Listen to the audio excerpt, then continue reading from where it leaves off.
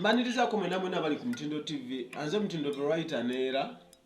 Mwe bali ku followinga, mwe bali ku likinga, mwe bali ku subscribinga. Mbagala nnyo mbagalira ddala.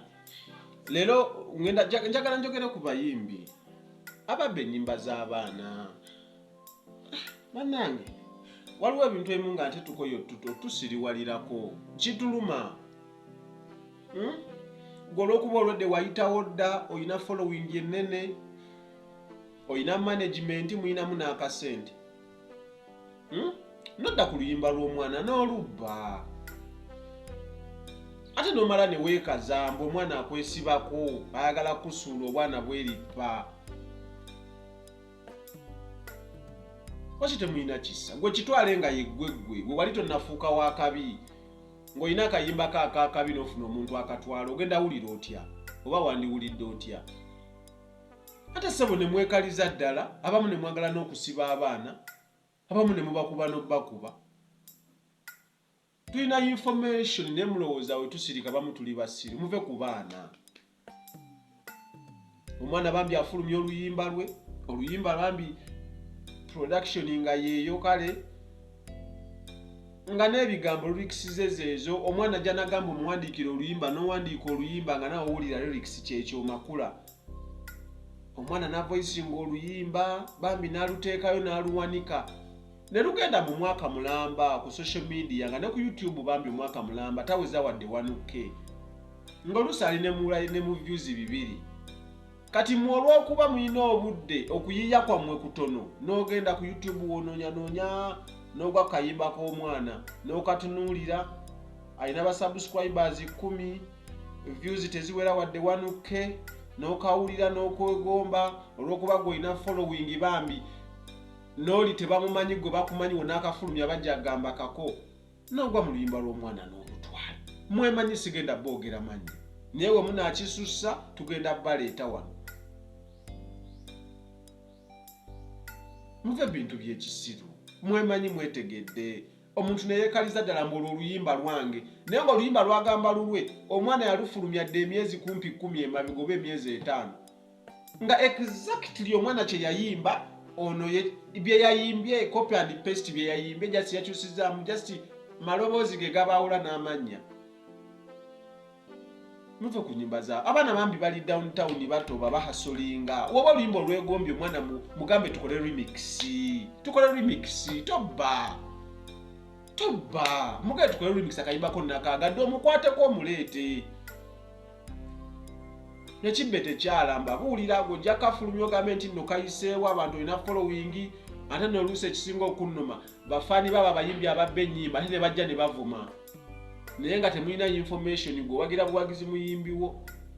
Muve ku baana, abaana bahasolinga. Omwana agenda mu studio ne yeegayira producer n'amugamba maani, nyambani n'emitwalo egi, njagala ku recording akayimba. Nga bambi ddala omwana tayina. Kakazi katu oba kasajja katu nga kaagala kuvaayo. Bambi ne kawanika akayimba k'abantu bakalabe. Gwe ssebo senkagala oba nankagala nodda ku tuni y'omwana ne weegaggasa. N'ogenda n'okola oluyimba n'oyitawo ne weeyagala. Ngolooza ofawe emigo Katonda gy'ayinza okukuba ogimanyi, oli ku bikolimo bya mwana. Woba oluyimba lw'omwana olwegombye, lyrics ozeegombye, mugambe kakuwe remix tukaddemu. That's simple, omukwate kajje. Kale mukiine mugambe oluyimba lwo wadde terwamanyikibwa nnyo lunguze. Alukuguze.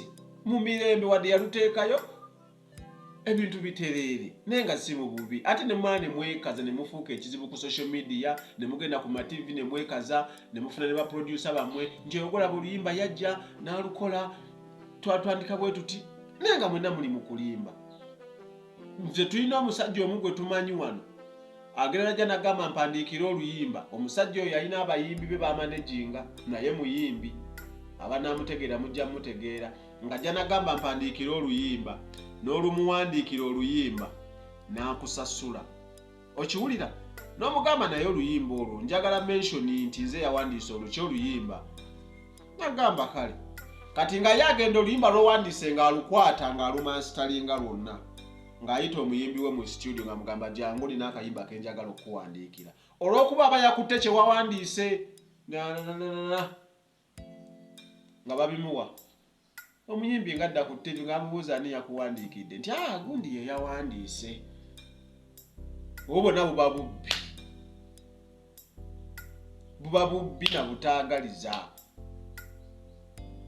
Ekirala birimu sayidi bbiri. Waliwo abamu abakikozesa ng'obubadi. Industry y'obubadi eno yeetaaga nnyo era ng'olina music. Abamu kikozesa ng'obubadi ne muteesa omuyimbi omuneneko kusinga najja nagamba akayimbako nkaagadde n'okkiriza era n'akuwa ne ku busente.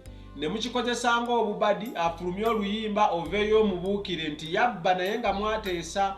Mukikozese ng'akabadi okutambuza oluyimba olwo. Ndowooza mwetegedde. Nkiddamu abamu mukikozesa ng'obubadi ne muteesa n'omuyimbi oluusi n'akuwa n'obusente era muyimbi y'omu ne muteesa nti wafulumya akayimba omubuukire nti yabba. Musobole okutambuza oluyimba n'okwekuumira mu mawulire. Oba oli awo naawe omwana upcoming ali eno bakusobole okutegeera which is wrong bannange. Ebyo byonna mwetereeze naye nga emphasis enkulu bambi mulekerawo okubba ennyimba z'abaana. Mukwateko bukwasi. Woba olwagadde kale ofaaki mugambe ndwagadde naye lwabuzeemu kino. Mutwale wa producer gugolowooza ayinza okikola obulungi. Oba omuzeeyo gye yava ku producer oyo mutereezeemu omute. Oluyimba olupositinge bupositinze ogeka n'akayimba kalungi kijabako kye kimugattako naye ssebo n'obba bubbi. Oba tugoyinge weya banaye mutama.